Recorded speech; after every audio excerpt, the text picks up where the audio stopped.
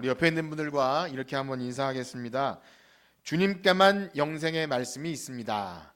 주님께만 영생의 말씀이 있습니다. 감사합니다. 설 연휴는 잘 보내셨나요? 예. 오늘 우리가 함께 읽은 요한복음 6장 61절에서 69절 이 말씀은 여러분들이 설 연휴 동안 매일 성경을 잘 하셨다면 이렇게 함께 봤던 6장의 말씀인데요. 바로 그 예수님과 제자들의 대화의 내용인데요. 이것은 예수님의 7가지 표적 가운데 보리떡 5개와 물고기 2마리로 남자만 5천 명을 먹이신 소위 오병이어, 오병이어라고 들어보셨죠? 오병이어의 그 표적 이후로 예수님께서 무리들을 향해서 가르치시는 내용이 꽤 길게 기록됩니다. 그러니까 그 앞에 6장 앞부분에 짧게 그 사건이 기록되고 그 뒤에 이어지는 내용이 훨씬 길게 무언가를 말하고 있죠. 요한은 사실 그래서 이 표적, 그러니까 그 신기한 이적보다 그것이 무엇을 말하는가에 더 초점을 맞춥니다. 그리고 그 많은 대화와 가르침 거의 끝날 무렵의 대화를 우리가 함께 이 본문을 읽은 거죠. 보면 굉장히 깁니다. 우리가 거의 뒤에 71절까지 이렇게 이어지는데요. 그렇습니다. 우리가 이 오병이어라고 하는 이 사건은 교회를 다니는 사람들이나 혹은 안 다니는 사람들이나 그래서 교회에서 무슨 말을 하고 있는지, 성경에 어떤 이야기가 있는지를 얘기할 때 그래도 좀 유명한 이야기 같아요. 그렇죠?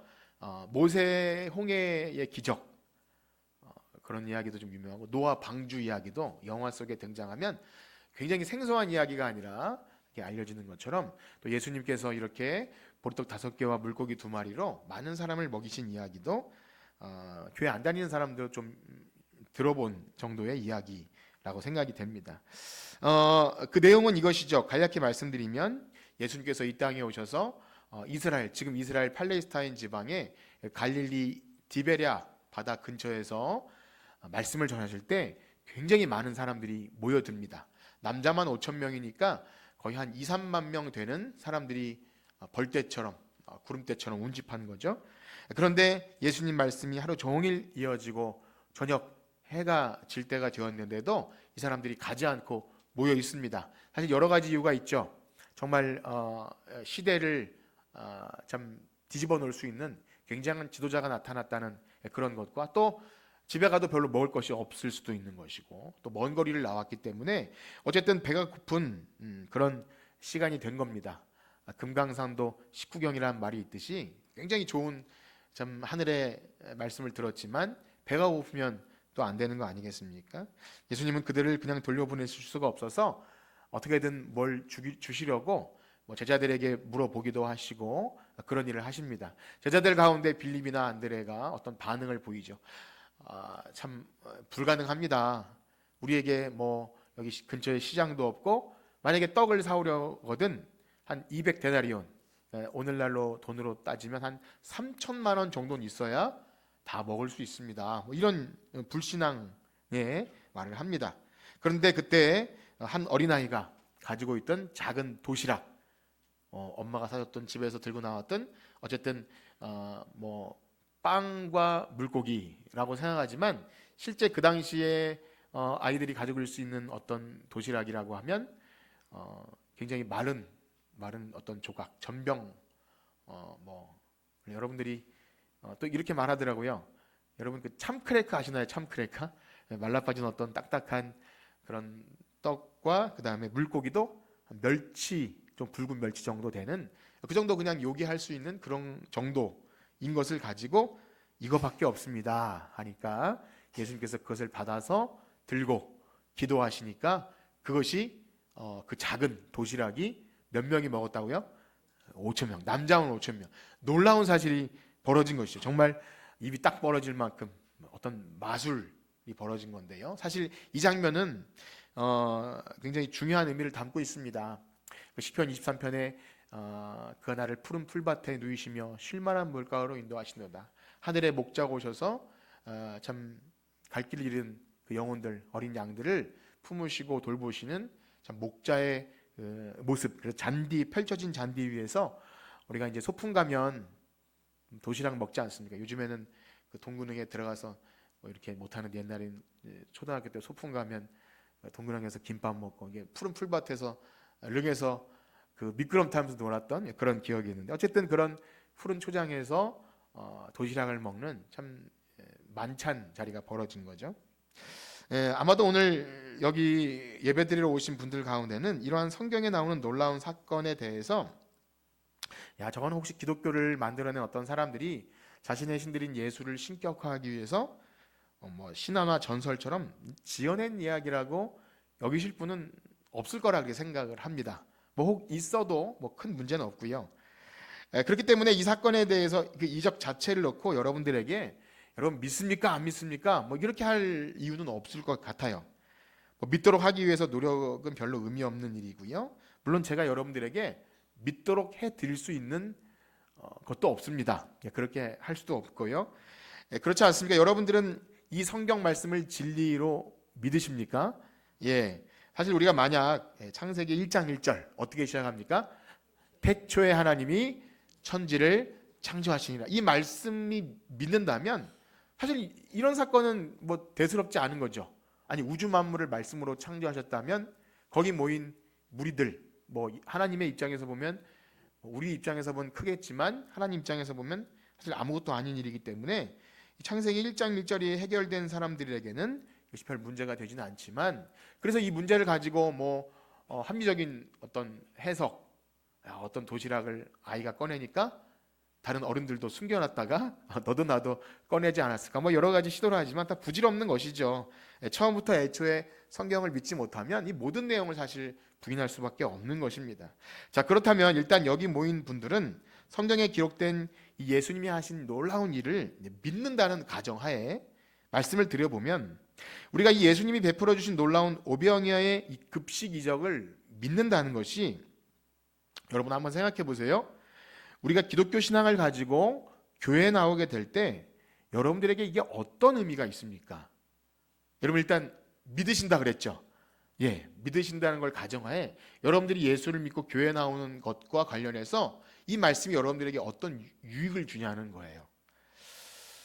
예, 만약 우리가 성경의 이러한 놀라운 적들이 우리에게 어떤 의미가 있는지를 발견하지 못한다면, 그래서 이 사건 이후에 쭉 나오게 되는 예수님께서 사람들을 가르치신 그 내용들은 간과한다면, 사실 이 놀라운 사실을 믿는다고 해도, 아까 전에 여러분에게 물은 것처럼 나는 어떤 사람은 믿을 수도 있고 어떤 사람은 어떻게 그런 일이 났을까 못 믿을 수도 있어요. 그런데 나는 정말 이 사실을 믿어요 라고 한다고 해도 그게 여러분들에게 큰 유익을 주지는 못할 수 있다는 겁니다.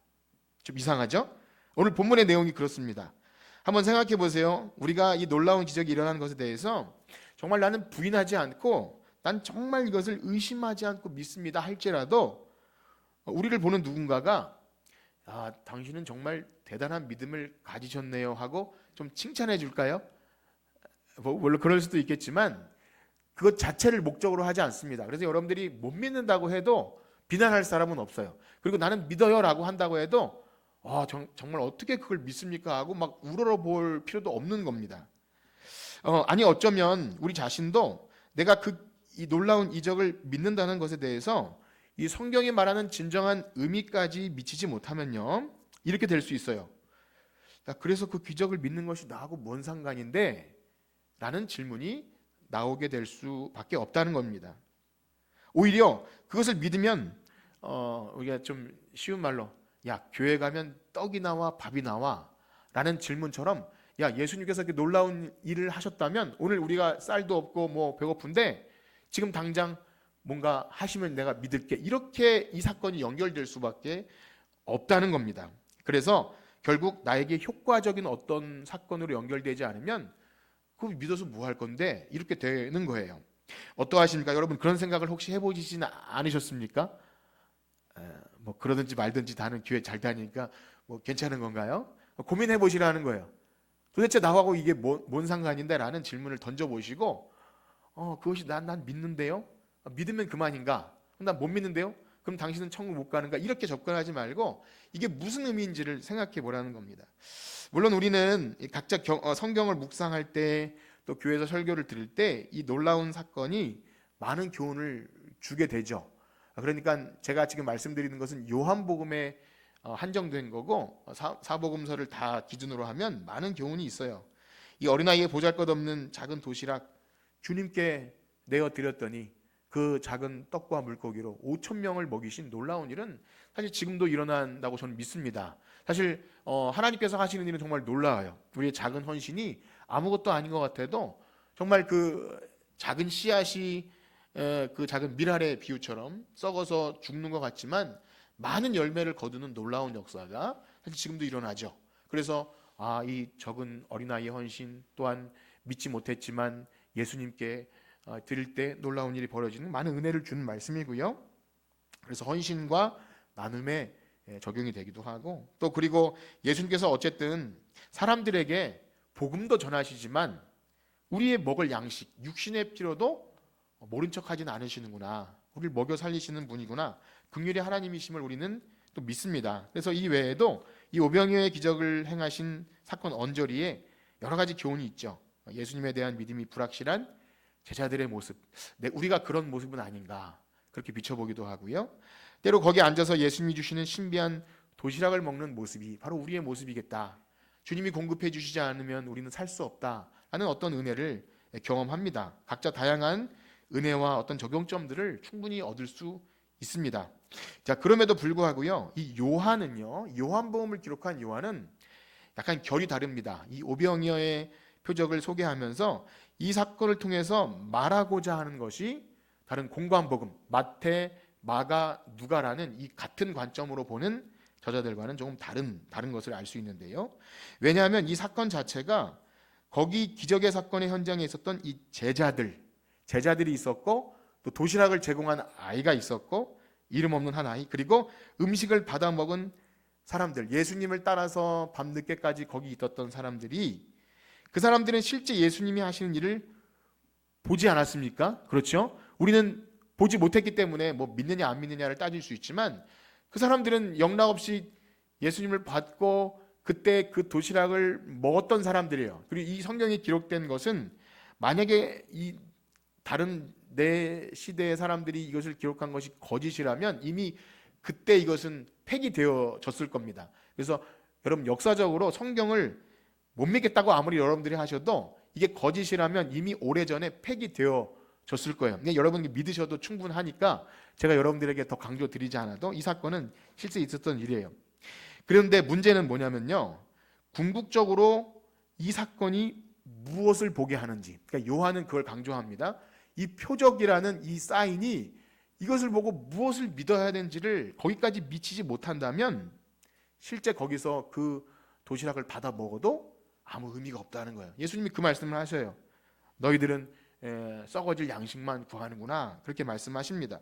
그래서 성경은요, 그들이 실제 예수님이 행하시는 일을 보고도 사실상 성경이 말하는 구원을 얻는 믿음에 이르지 못한다는 거예요. 참 안타까운 사실 아닙니까? 그들은 우리보다 훨씬 가까이서 예수님을 봤고 그 놀라운 이적을 경험했고, 물이 포도주가 되는 포도주 맞은 사람도 있고, 또 놀랍게 그 보리떡 5개와 물고기 2마리로 도시락을 먹은 현장에 있었는데, 왜 그들에 대해서 예수님은 그렇게 그들의 믿음이 없다고 말씀하시는지 참 생각이 좀 여러 가지 복잡해집니다.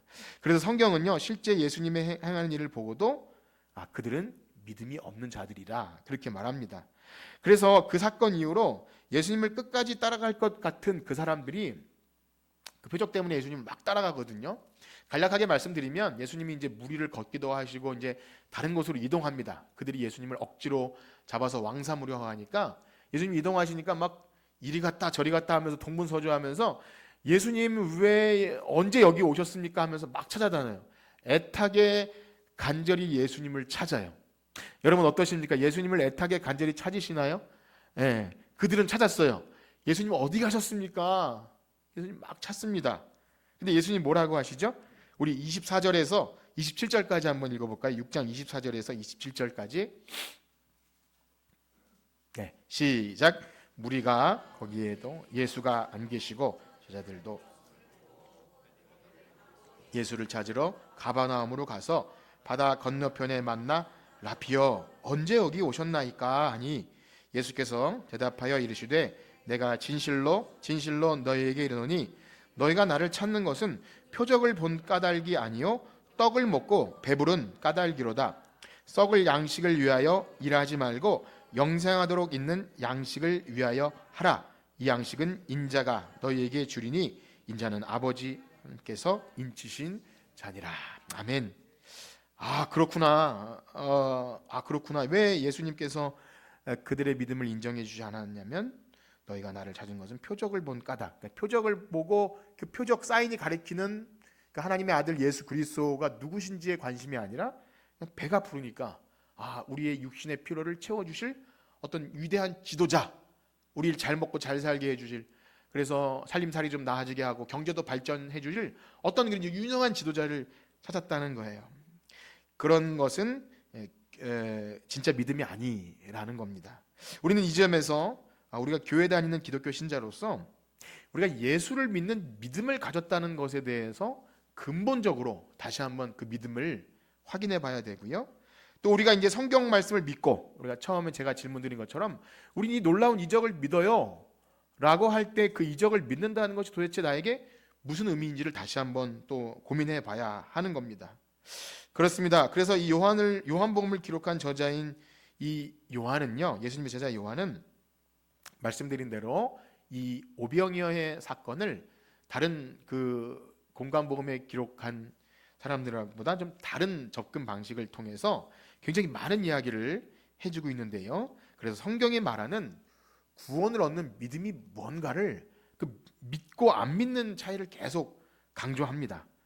그렇습니다. 한번 생각해 보세요. 이 성경이 기록된 2000년 전, 그러니까 이 배경이 되었던 2000년 전, 지금도 있는 이스라엘 팔레스타인 땅의 갈릴리 그 디베랴 바닷가에서 예수님이 주시는 놀라운 그 기적의 떡을 받아 먹고 배불렀던 사람들은 예수님을 실제 눈으로 봤고 그가 주시는 떡을 먹었으니까 그것으로 그래도 잠깐 동안 그 삶의 활력을 얻고 돌아다니지 않았겠습니까?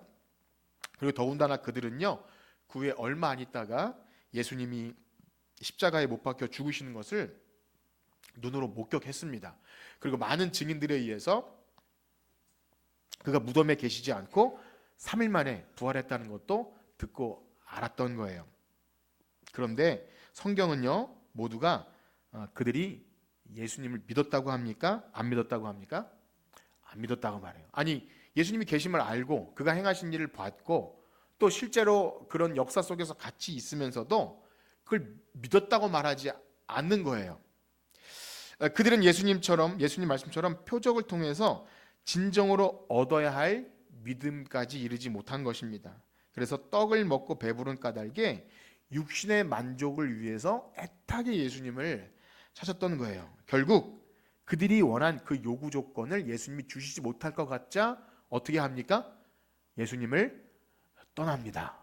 실망하고 낙심하고 그다음에 굉장히 화가 나기도 하고 그래서 예수님을 떠나는 거예요. 그렇다면 이 지점에서 우리는 다시 한번 우리 자신에게 물어야 합니다. 실제 예수님을 목격하고 그 자리에서 떡을 먹었던 사람들조차 진실한 믿음에 이르지 못했다면 하물며 여러분 우리는 예수님을 보지도 못했고 시간상으로도 굉장히 많은 시간이 지금 떨어졌고 떡도 먹어보지 못했고 그런 우리들은 도대체 어떻게 진실한 믿음을 가질 수 있느냐 하는 거예요. 실제 눈으로 목격한 사람도 그러지 못했는데 우리는 어떻게 성경이 말하는 구원을 얻기 위한 진실한 믿음을 가질 수 있느냐 하는 것입니다. 어떻습니까, 여러분? 그렇지 않은가요? 정말 난감하지 않습니까?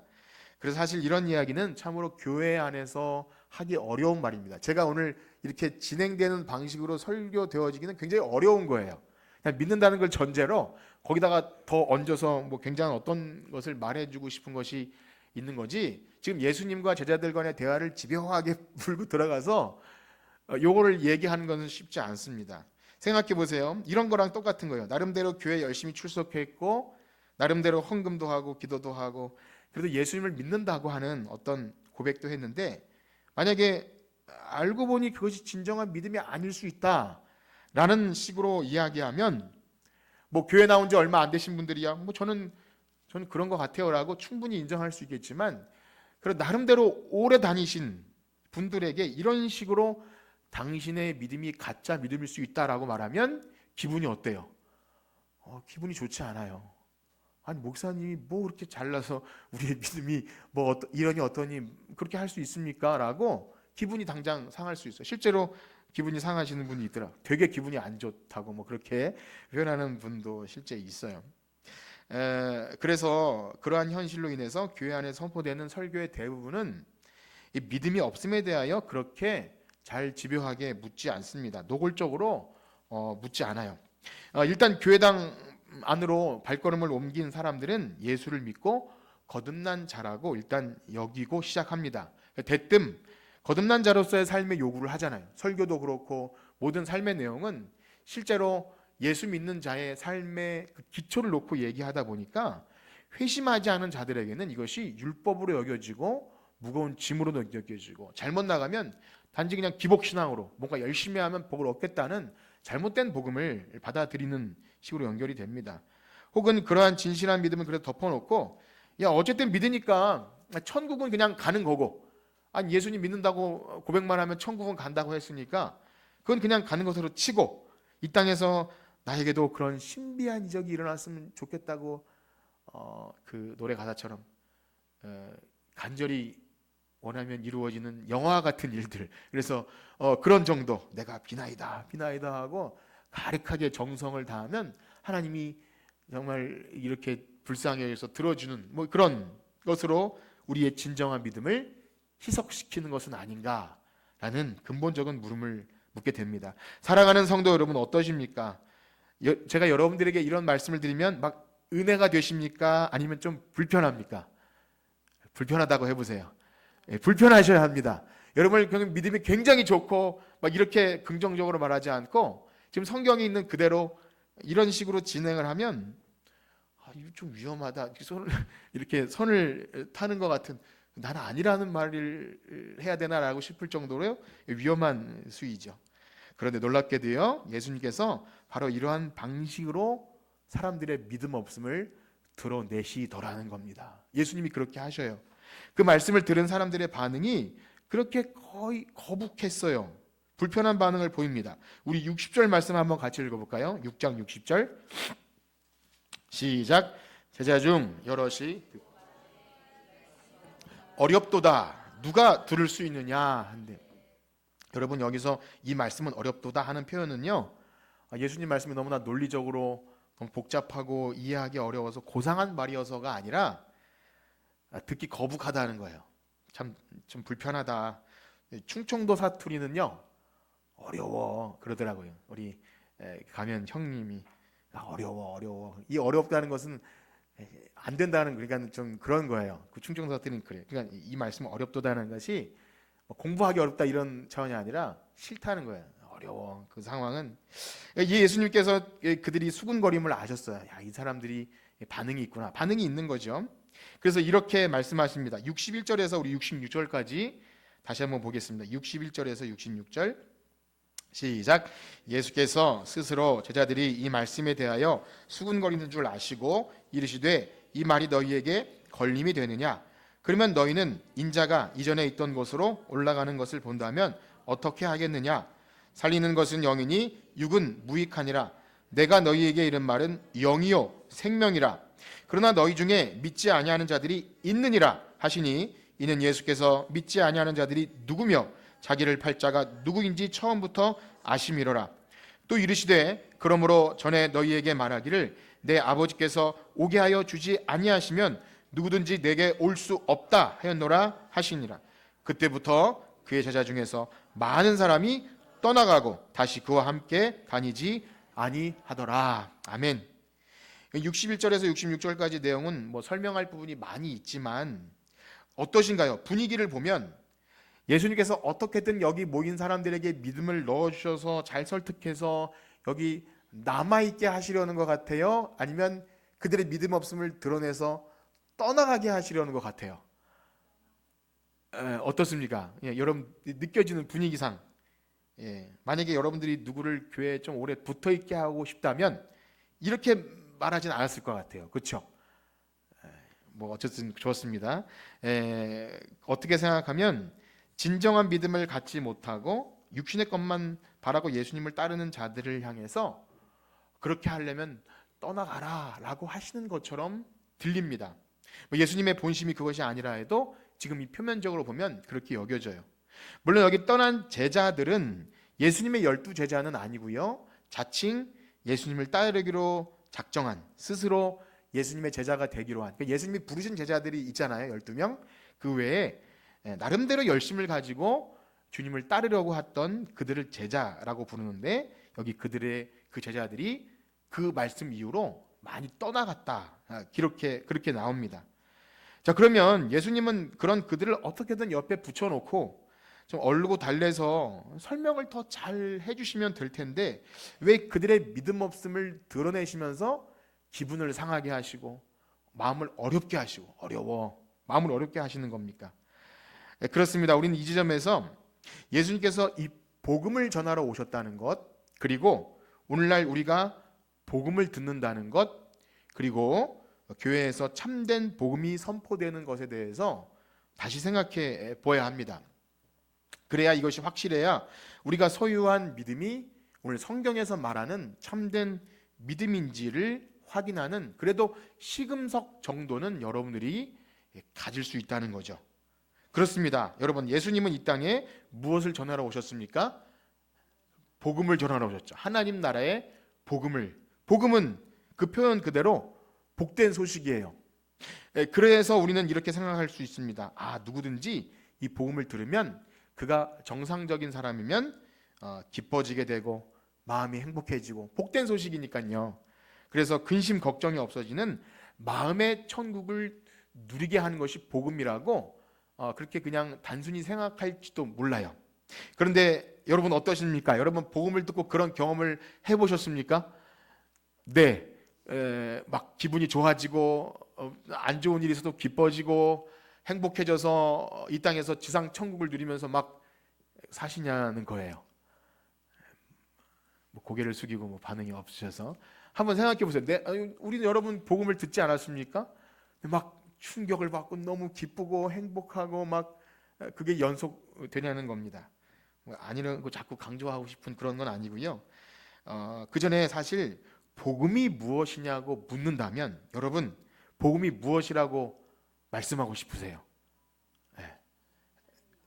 네, 성가대에서 뭐 이렇게 대답하려고 하시는데, 아마 여러분들에게 물으면 대뜸 뭐라고 말할지 참 이렇게 좀 생각해야 되는, 뭐 예수님 얘기해야 되나, 십자가 얘기해야 되나, 뭐 이 정도로 좀 잘 감이 안 잡힐 정도로 복음은 그냥 죽으면 천국 가는 어떤 티켓 정도로 여기지 않나 싶긴 합니다.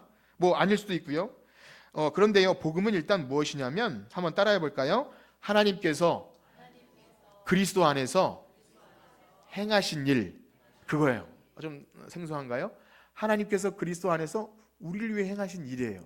이 말은 뭐냐면 우리의 무엇이 아니라는 겁니다. 우리 밖에서 일어난 일인 거예요.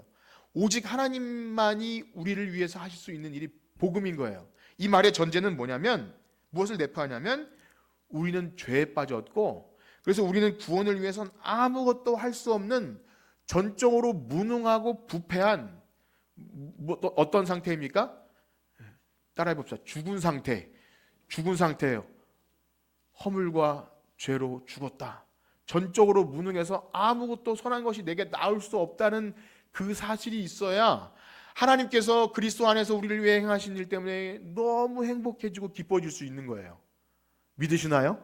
다시 한번 생각해 보세요. 여러분 복음을 들을 때 막 기뻐지고 즐거워지고 행복해지는 흥분되는 소식으로 여겨지지 않는다면 근본적인 물음을 물을 수 있는 겁니다.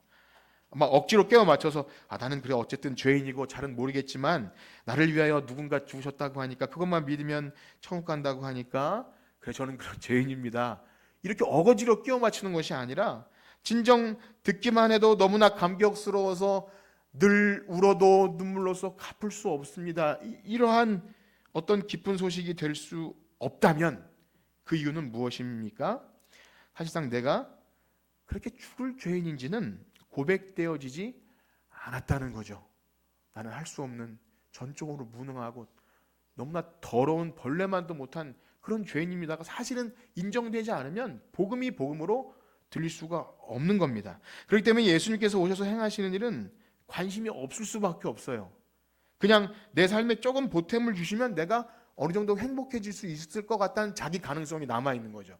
예수님이 우리를 위해 해주실 수 있는 일은 그저 떡 정도 아니면 포도주 정도, 그 정도만 공급해 주시면 저는 나름대로 행복하게 살 수 있을 겁니다 라고 복음을 격화시켜 버리는 거죠. 그것이 바로 한번 따라해 볼까요? 거듭나지 않은 자이다, 그거예요. 거듭나지 않은 상태에서는 복음이 복음으로 들리지 않습니다. 그래서 복음이 우리에게 증거되기 위해서는 먼저 하시는 일이 무엇입니까? 여러분, 복음은 무슨 복음이라고 하죠? 모든 복음서에 하나님 나라가 가까웠으니 어떻게 하고 복음을 믿으라고 합니까? 회개하고 복음을 믿으라 그래요. 왜 회개가 필요합니까? 회개를 한다는 것은 적당히 내가 몇 가지 지은 잘못, 내가 도둑질을 하고 누구를 아프게 했고 이걸 끄집어내서 몇 가지를 회개하면 될 문제가 아니라, 나는 모태에서부터 죄 가운데 출생했고 어려서부터 생각하는 것이 악합니다. 나는 생각하고 말하고 행동하는 모든 것이 선을 행할 능력은 전혀 없습니다. 그래서 하나님의 은혜가 아니면 나는 소망이 없는 자입니다가 인정되는 거예요. 그런 죄의 자각이 일어나는 것을 있어야 회개라고 말하는 겁니다. 그리스도의 십자가는 바로 그런 일을 우리에게 하십니다. 예수님은 바로 그 일을 위해서 생명의 떡이 되셔서 오셔서, 이 오병이어의 기적은 그걸 말하는 거예요. 내 살을 찢기고 내 피를 받아 마셔야 너희 죄가 해결된다. 그래서 하늘에서 내려온 산떡이신 예수님께서 십자가에 달리셔서 대속제물이 되어주신 거죠. 우리를 위하여 살을 찢기시고 피를 흘리셔야, 그래야 너희들이 영생을 얻는다. 그것을 알려주시기 위해서 하늘에서 내려온 산떡임을 말씀하셨고, 오늘날 우리가 교회 안에서 성찬을 하는 것도 바로 그거 아닙니까? 보이는 복음. 우리는 분명히 빵을 먹고 포도 음료를 먹지만 그것은 뭐예요? 예수님께서 내 죄를 위해서 십자가에서 모든 살이 찢기시고 피를 흘리셔서 내 죄를 위해 대신 죽으심을 내가 믿었기 때문에 저는 영생을 얻습니다. 이런 고백이 나와야 성찬을 하는 거죠. 그렇습니다. 그렇다면 교회 안에서 그러한 참된 복음이 증거된다면 딱 두 가지 반응밖에 없어요. 그러니까 예수님 말씀도 똑같습니다. 어떻게 보면 세 가지로 볼 수 있는데요. 첫 번째 반응은 뭐냐면, 그 회개의 복음 앞에서 자신의 죄를 자각하고 회개하고 복음을 믿는 방향으로 나가는 한 가지 반응이 있고요. 두 번째 반응은 뭐냐면, 아니 교회 왔더니 되게 기분 나쁘게 나보고 자꾸 죄인이래. 내가 그렇게 죽을 죄인은 아닌데 자꾸 죄인을 만들고 해서 그래야 구원을 얻는다고 하니까 기분이 너무 안 좋아질 수도 있어요. 그러나 주님의 십자가를 제대로 직면하게 되면 어쨌든 이 두 가지 반응이 나옵니다. 어쨌든 죄를 회개하고 구원에 이르는 영생에 이르는 길로 가든지, 아니면 기분이 상해서 더 이상 이 말은 어렵습니다, 듣기 거북해서 박차고 나가셔야 하는 거예요. 이 두 가지 반응은 있어야 합니다. 그래야 어쨌든 좀 기분이 상해야 회개할 기회도 얻을 수 있고, 어쨌든 죄의 자각이 일어날 수 있는 것도 어쨌든 십자가를 통해서 일어나요. 그런데 제가 왜 세 반응이 있다고 말씀드렸냐면, 세 번째 반응은 무엇일까요? 한번 저를 따라해 볼까요? 그러든지 말든지. 그러든지 말든지 나랑 뭔 상관인데, 목사님 맨날 똑같은 얘기하는 거 아니에요? 이건 제일 안 좋은 상황이에요. 제일 안 좋은 상황. 기분이 차라리 상하시는 게 훨씬 낫습니다. 그러든지 말든지 떡이 어쨌든 살이 어쨌든 저는 그건 가장 안 좋은 상황, 가장 위험한 상태예요. 어쨌든 그렇다는 겁니다. 말하고자 하는 바는, 복음은 그것이 확실히 성경에서 말하는 복음이 맞다면 그에 따른 반응이 있습니다. 있을 수밖에 없어요. 믿고 회개에 이르게 해서 거듭나게 하든지, 아니면 거듭나지 못한 증거로서 무슨 말인지 도무지 알아듣기 어렵고 힘드니까 그런 말은 말고 다른 얘기를 해주세요라고 계속 설교나 말씀에 이렇게 곁길로 나갈 수밖에 없는 상태에 이를 수밖에 없습니다. 복음은 진짜 복음이 전해졌다면 그렇다는 거예요. 사랑하는 성도 여러분, 안타깝지만 교회는 이 두 가지 반응을 늘 보아야 합니다. 참된 교회는 올바른 말씀이 복음이 선포되었다면, 올바른 성찬이 이행되었다면 이런 두 가지 반응이 늘 있어야 하는 거예요. 만약 그것이 일어나지 않는다면 목사가 게을러서든 아니면 말씀의 본질을 놓쳐서든 가장 큰 책임은 목사에게 있겠죠. 그러나 부담스러운 말씀은 피하고 나에게 육체적인 육신의 도움만 구하는 오늘 성도들에게도 문제가 있는 겁니다. 그러니까 거기에 맞춰서 말할 수밖에 없는 거죠. 그래서 떡만 먹고 돌아가게 만드는 것도 그런 책임이 있는 겁니다. 그러나 사랑하는 성도 여러분, 교회는요, 예배는 또 설교는 반드시 복음이 선포되어져야 하고요, 그 복음의 반응을 보아야 합니다. 그리고 그 복음은 타협된 복음, 어떤 도덕주의 복음이나 기복신앙이 아니라 지금 제가 여러분들에게 말씀드린 회개에 합당한 열매를 맺는, 그래서 그걸 믿고 회개하고 돌아오든가 아니면 난 죄인 아닙니다 하고 박차고 나가든가 하는 이 두 가지 반응이 늘 일어나야 한다는 겁니다. 여러분 믿으시나요? 일단 그것을 믿으십시오. 그러한 반응이 나에게 있는지도 확인하셔야 합니다. 그래서 예수님도 사람을 불쌍히 여기셔서 음식을 먹이고 또 입히시고 물로 포도주를 만드시면서 했지만 거기에 멈춘 것이 아니라 더 말씀을 들으러 온 사람들에게 기분이 혹 상할지 몰라도 너희들이 나를 따른 이유는 표적을 보고 하나님의 아들 예수 그리스도를 영접하기 위한 것이 아니라 떡을 먹고 배부른 까닭이라, 그렇게 믿음 없음을 드러냅니다. 그러면 어떤 교회가 참된 교회이고 어떤 목사가 복음의 말씀에 입각한 설교를 한다면 사실은 모든 사람의 비유를 다 맞출 수가 없는 거예요. 아니 어쩌면 모든 사람의 심기를 거의 다 불편하게 할지도 모릅니다. 그것을 제가 피한다면 그건 저의 그 직무를 유기하는 거예요. 그래서 당신이 정말 거듭났는지, 여러분이 정말 거듭난 자인지를 물어야 하는 거죠. 여러분들이 교회에 출석하는 이유가 뭡니까? 하고 물어야 하는 겁니다. 이런 질문은 부담스러울 수 있죠. 그리고 참되게 예수 그리스도를 믿는 자로서 제대로 예배하고 있는지를 물어야 합니다. 그리고 예배 생활을 통해서 열매가 있는지를 늘 확인해야 합니다. 그리고 여러분들은 그러한 말씀이 귀로 듣기 불편하고 거북스러워도 목사님은 그런 걸 하는 것이 의무이구나를 아셔야 해요. 그렇게 하지 않는 것은 오히려 목사의 사명을 감당하지 못하는 것으로 알고 여러분들이 저에게 항의를 하셔야 돼요. 왜 우리를 이렇게 나태하고 게으르고 거듭남을 확인하지 않으십니까? 라고 여러분 그렇게 하셔야 합니다. 자극을 주셔야 돼요. 만약 그러한 말씀으로 자극을 받고 우리의 신앙과 삶의 변화가 일어나는 일이 없이 미지근한 어떤 것이 계속 이어지도록 서로가 서로에게 그냥 하향 평준화를 시킨다면 그것은 우리 서로가 죽는 길입니다. 목사로서도 성도로서도 그냥 뒤로 물러나 침륜에 빠질 수밖에 없는 겁니다. 그러나 이 말이 이런 것은 아닙니다. 만약 그래서 거듭나지 못하고 말씀에 반응이 없고 생기가 없으면 떠나고 그렇지 그런 사람만 남고 이런 말씀은 아닌 거예요. 그래서 예수님의 목회를 가만히 보면 그들을 제자들을 사랑하사 어떻게 사랑하십니까? 끝까지 사랑하세요. 예수님을 팔자가 누군지도 아시고 그들이 어떤 의도를 가지고 나온지 아시지만 그들을 물리치지는 않습니다. 그래서 자기를 팔자가 누군지 아시면서도 끝까지 포기하지 않는 예수님. 그러면 이런 건가요? 어떻게든지 믿든지 안 믿든지 그냥 옆에 붙들어 놓고 앉혀 있으면 된다는 말입니까? 역시 그것도 아니에요. 12제자 이후에 이제 다른 제자들이 다 떠나가고 12제자만 남은 상태에서 예수님은 어떻게 그들에게 물으시죠? 우리 오늘 핵심 구절인데 67절, 핵심 구절은 아니라고 볼 수 있지만 67절 한번 읽어봅시다. 시작. 예수께서 너희도 가려느냐? 우리 옆에 있는 사람들에게 하는 인사합시다. 당신도 가겠습니까? 좀 어려운 질문인가요? 이 대목을 저는 읽고 한참을 좀 멍 때렸어요. 과연 예수님께서 어떤 의미로 이 말씀을 제자들에게 물으신 걸까? 참 짠하기도 하고요. 외롭고 참 예수님이 불쌍하다 그렇게 느껴졌어요. 처음에는 그렇게 많은 사람들이 모였는데 다 떠나가잖아요. 그것도 다른 것 때문이 아니라 예수님 말씀 때문에 떠나가요.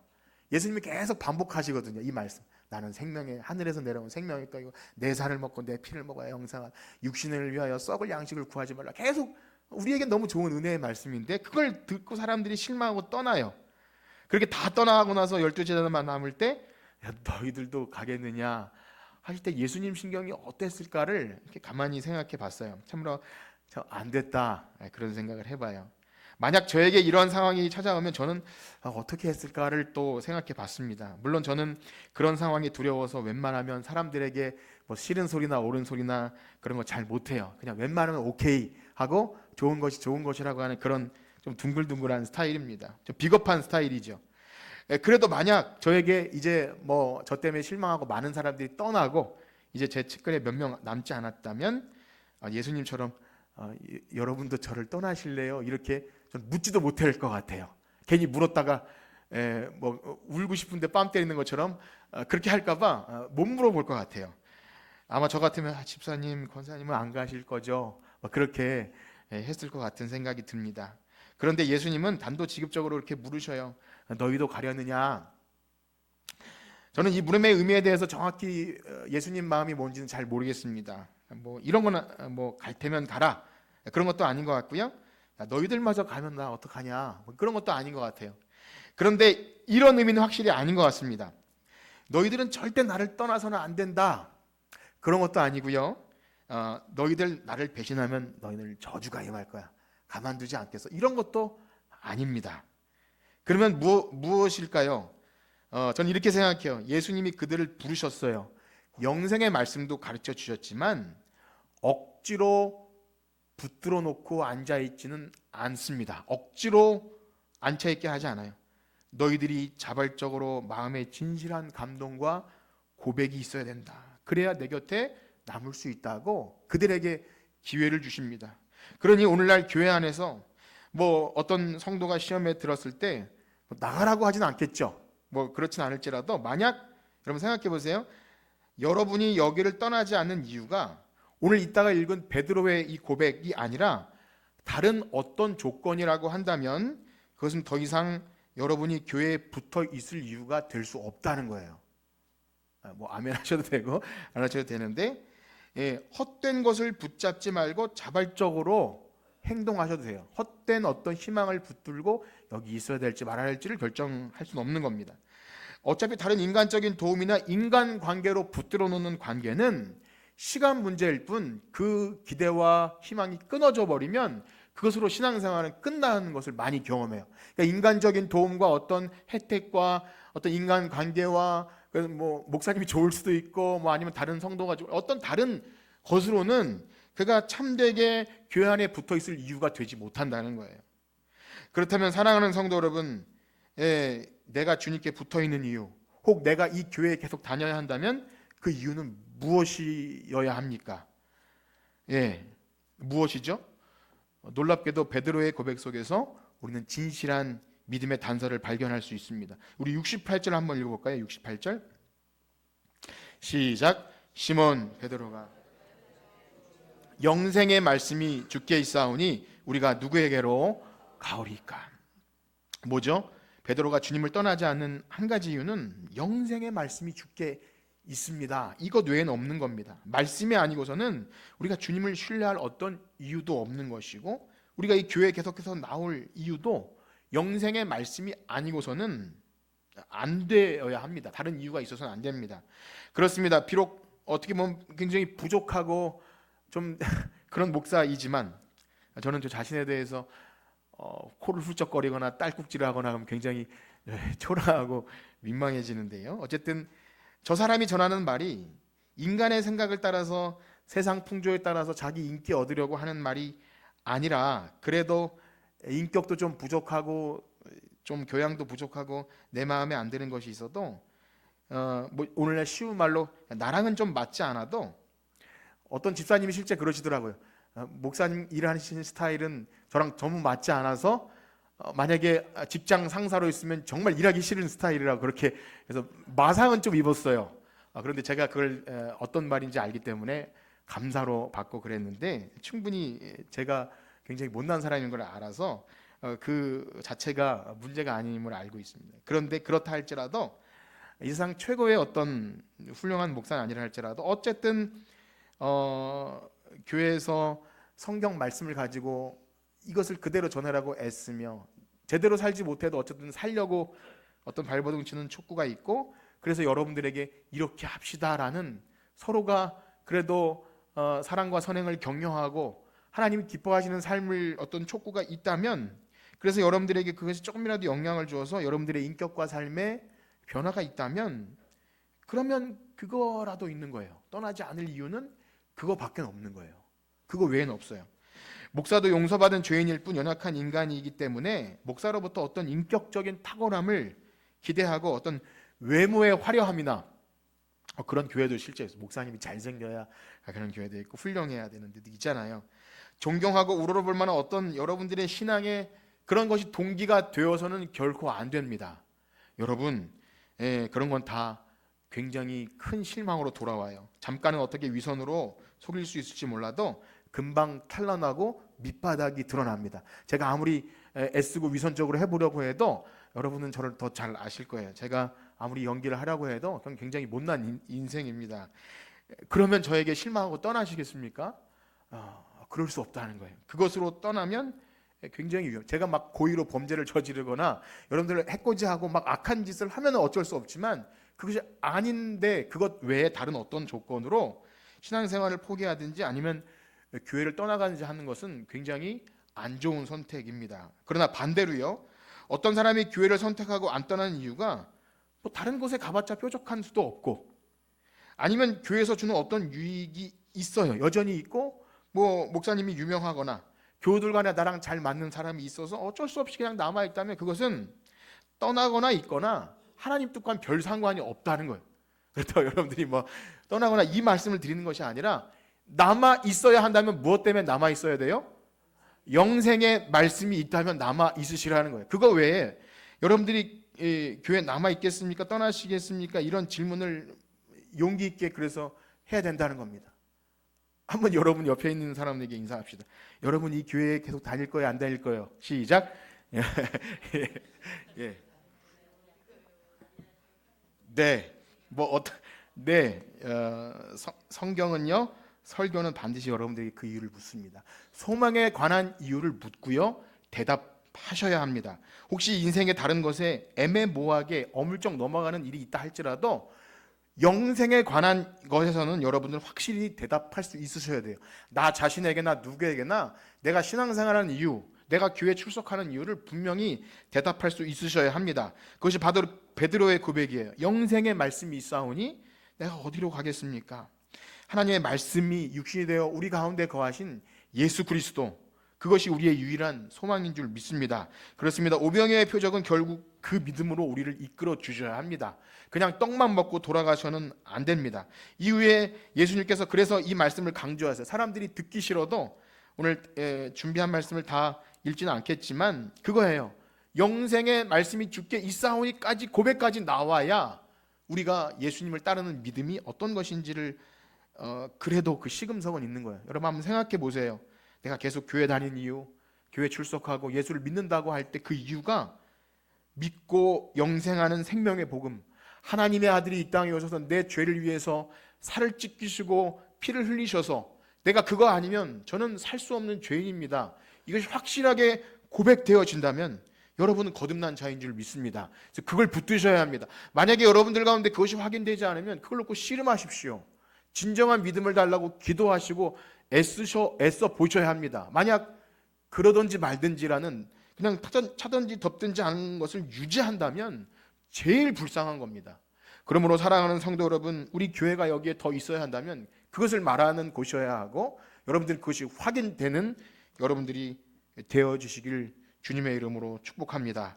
그것이 있다면 여러분들은 신자입니다. 바라기는요, 썩어질 양식을 위하여 구하는 것이 아니라 믿고 영생을 하는 복음, 바로 예수 그리스도 안에서 살아가시는 여러분들 되시기를 주님의 이름으로 축복합니다. 기도합니다. 하나님 아버지 감사합니다. 우리에게 떡만 주시지 않고 영생을 위하여 우리가 살게 하는 생명 양식을 주시니 감사합니다. 주님 믿으면 충분합니다. 혹 다른 것은 배고플지라도 조금 부족해도 주님이 내 안에 거하시고 내가 주님 안에 거한다면 이미 하나님 나라는 시작되었고 주님의 그 사랑, 하나님과 아버지의 사랑에 우리를 초대해 주셨고 이제는 우리의 영생의 소망이 있는 줄 믿습니다. 거듭난 자로서 이 말씀이 이해되어진다면 너무나 기쁘고 복돼서 우리 하나님을 예배할 수밖에 없고 우리의 삶 전체를 들여도 아깝지 않습니다. 그러나 우리가 혹 여기까지 이르지 못했다면 주님, 저는 부족합니다. 믿음을 더하여 주시고 저도 거듭나게 하셔서 떡만 먹고 돌아가지 않고 영생의 소망을 얻게 하여 주시옵소서. 그렇게 기도하는 우리가 되게 하여 주시옵소서. 감사함이 예수님의 이름으로 기도합니다. 아멘.